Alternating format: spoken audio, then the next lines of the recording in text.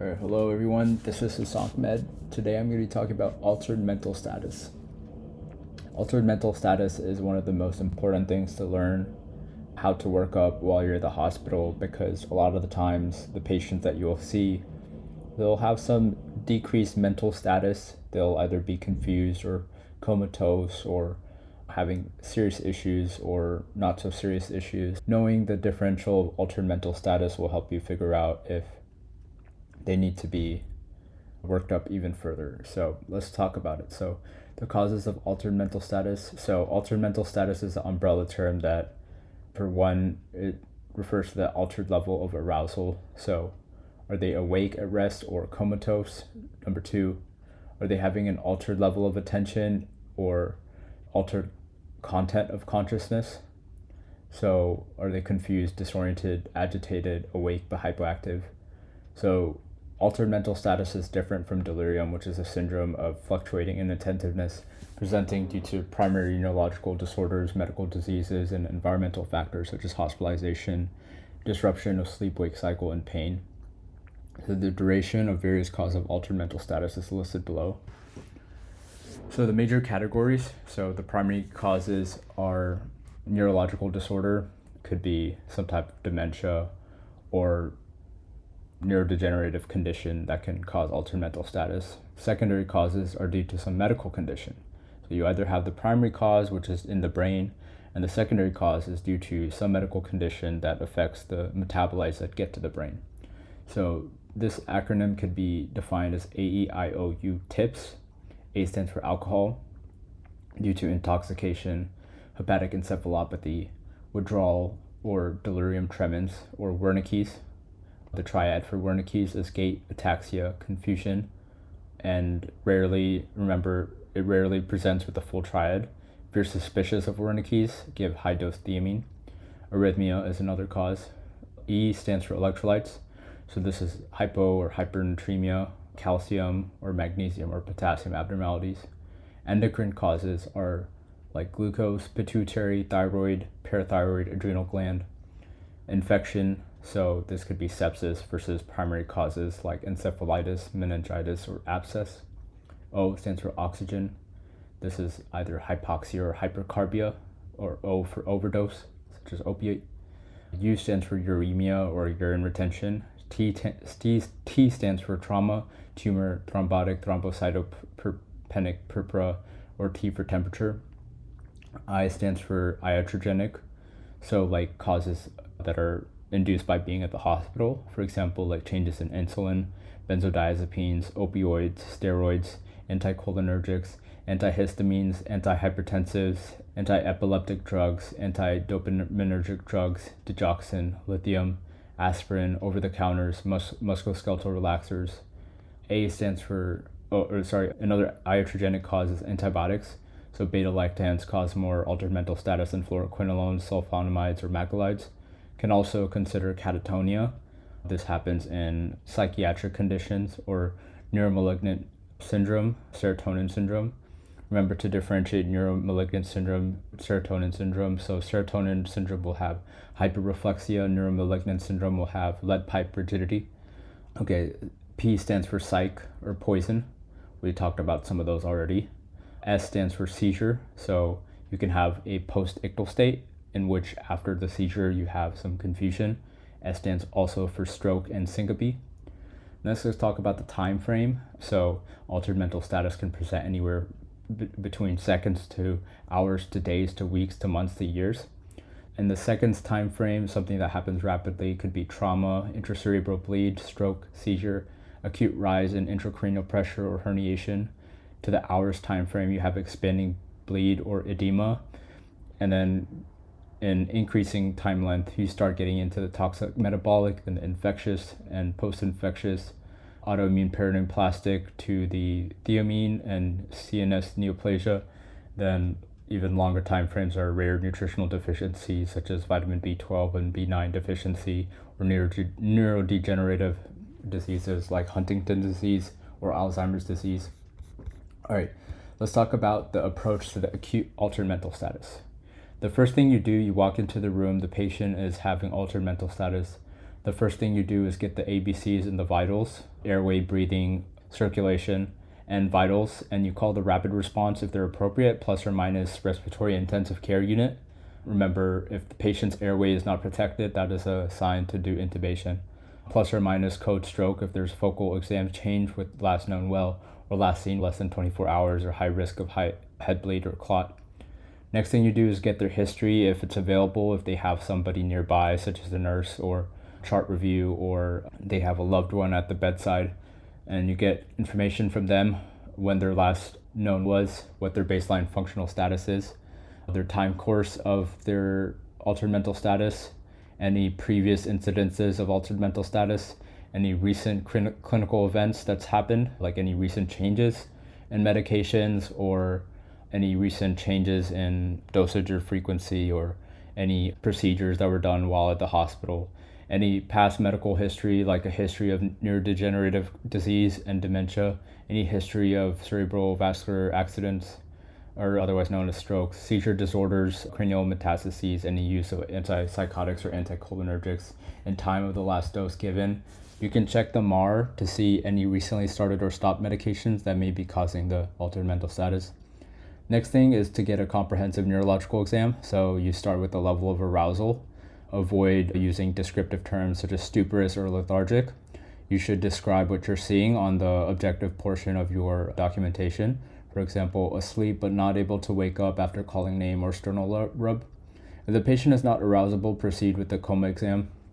The coma exam, so this is typically done by neuro, but could be done by any practicing physician. So you check the pupils and seeing if they have pupillary light reflex. You can check their corneal reflex, whether their eyes move when you open their eyelids and move their head, whether they're having a vestibulo-ocular reflex, facial symmetry, any cough or gag reflex, limb movements, whether they're spontaneous or responsive to noxious stimuli, whether they're localizing to pain versus voluntary complex withdrawal versus reflexive stereotypical withdrawal versus triple flexion versus mute.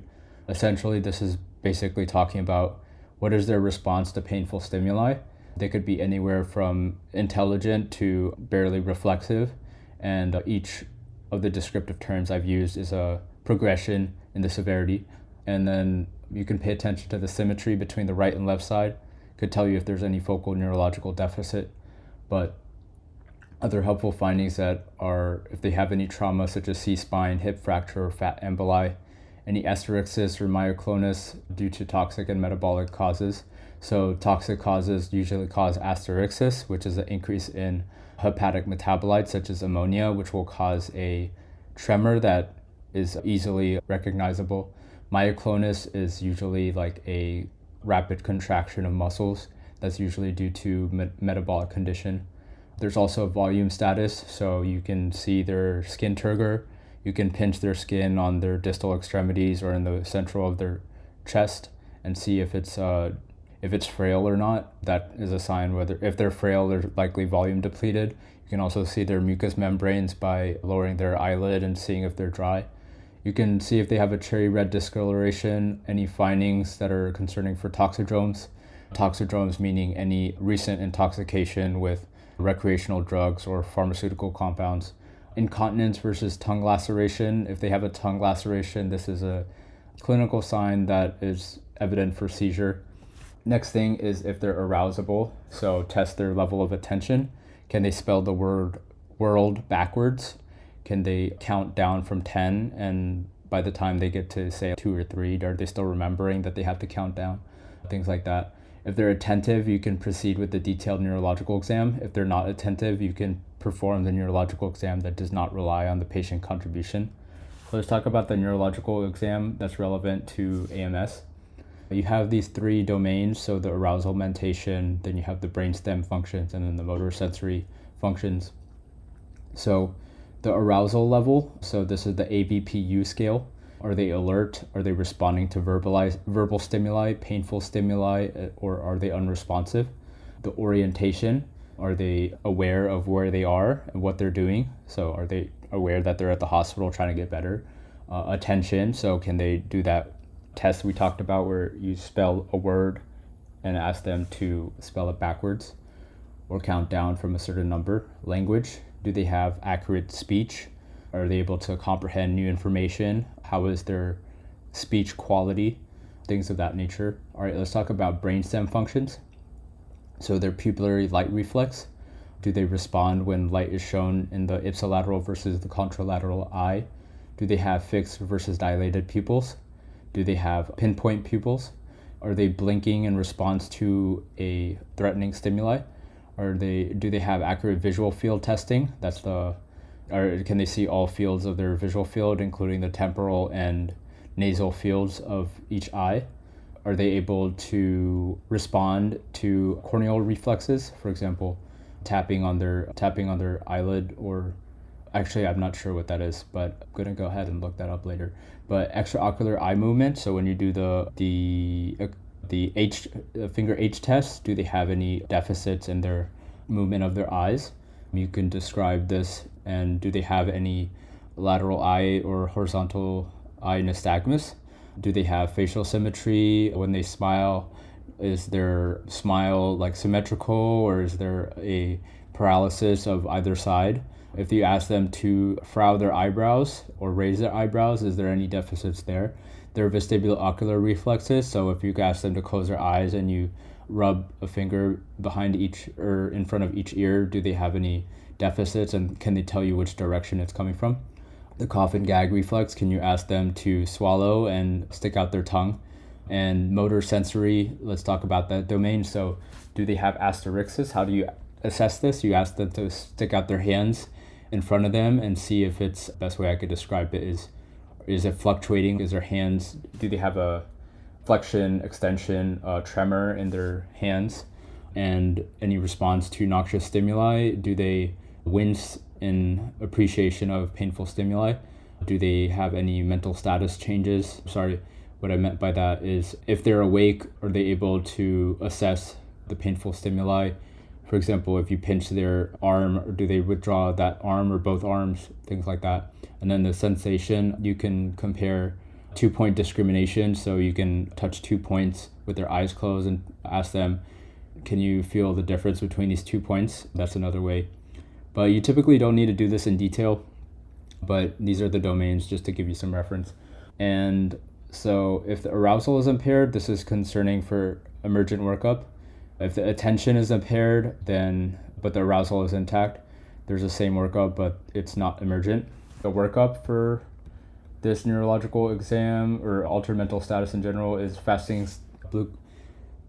finger stick blood glucose, CBC differentiation, BMP, LFTs, thyroid function testing, INR, lactate, VBG, UA, EKG, chest X-ray, bladder scan, B1, B12, TSH, and then based on the initial assessment, you can add or subtract cultures, toxicology, drugs levels, cortisol, creatine kinase, T-head, plus or minus CTA, head or neck.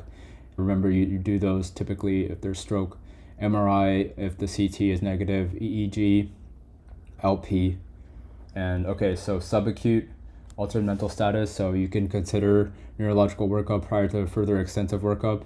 So subacute altered mental status is one that happens days to weeks. The history in exam is already talked about, but the differential now includes infectious causes such as HIV, Lyme disease, syphilis, autoimmune causes, paraneoplastic syndrome like SIADH, or PTHRP, like smaller squamous cell carcinoma, anti-NMDA encephalitis, sarcoid disease, catastrophic antiphospholipid syndrome, SLE, Sjogren's, autoimmune encephalitis, autoimmune limbic encephalitis, vasculitis, metabolic causes such as thyroid, B1, B3, B12, Wilson's disease, medications, toxidromes, which I already talked about, hypertensive encephalopathy, hepatic encephalopathy, posterior reversible encephalopathy syndromes such as tacrolimus or cyclosporin. These are medications used for, I think, immunosuppression. Adrenal insufficiency, Cushing's disease, porphyria, such as urine porphobilinogen. The diagnostic tests for these are routine EEG, long-term EEG, MRI with contrast, lumbar puncture. The therapy for altered mental status, so you diagnose what is the offending cause and then you treat that. All right, that is altered mental status.